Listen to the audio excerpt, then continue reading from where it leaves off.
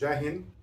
हाल ही में भारत के राष्ट्रपति द्रौपदी मुर्मू ने जो है एक ऑर्डिनेंस इशू किया है, मतलब एक अध्यादेश जारी किया है। अध्यादेश मतलब होता है वैसा ही कानून बनाना जैसा कि हमारे पार्लियामेंट या संसद में बनता है।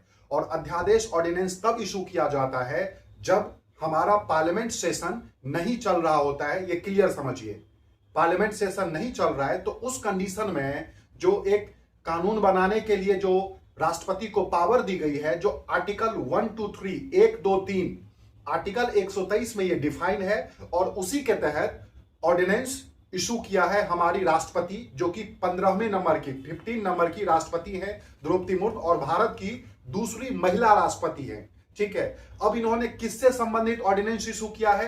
एक्चुअली आप सभी को यह पता होना चाहिए, जो हमारे देश में देश का जो सबसे बड़ा कोर्ट है that is supreme court. Supreme court Bharat की सर्वोच्च न्यायालय है, जिसको हम उच्चतम न्यायालय भी कहते हैं। उनमें जजों की संख्या को लेकर के ऑर्डिनेंस इशू किया गया है, जिसके तहत अब सुप्रीम कोर्ट में जज की जो संख्या है वो टोटल 37 हो गया, 37 हो गया और सीजीआई को इंक्लूड कर देंगे तो टोटल 38 हो गया। मतलब इंक्लूडिंग सीजीआई टोटल 38 सीट हो गई, बाकी जिसमें कि 37 जज हो गए और एक सीजीआई हो गए। जैसे स्कूल में होते हैं ना टीचर और प्रिंसिपल, तो 37 जज हो गए, एक सीजीआई हो गए। क्लियर हो गया? तो टोटल नंबर हो गया 38, जज 37 हो गए।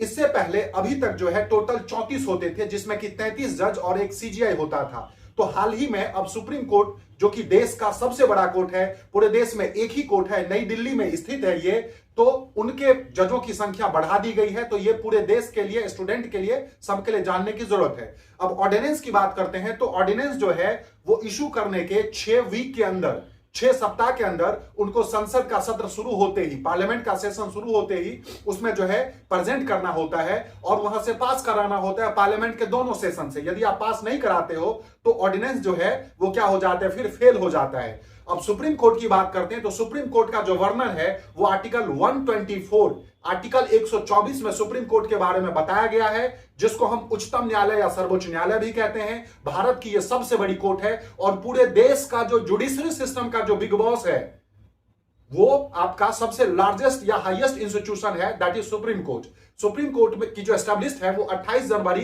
1950 को इसका एस्टेब्लिशमेंट हुआ था और ब्रिटिश टाइम में इसको फेडरल कोर्ट ऑफ इंडिया के नाम से जाना जाता था। सुप्रीम कोर्ट में जजों की जो एज लिमिट होती है, चाहे वो सीजीआई ही क्यों ना हो, उनकी एज 65 साल तक होती है। 65 साल तक वो अपने पद पे बने रह सकते हैं और साथ साथ सुप्रीम कोर्ट को रिकॉर्ड न्यायालय भी कहा जाता है। मतलब सुप्रीम कोर्ट के द्वारा दिया गया कोई भी आदेश जो है वो पूरे देश में वैलिड होता है और पूरे देश में रिकॉर्ड के तौर पे इसका यूज किया जाता है।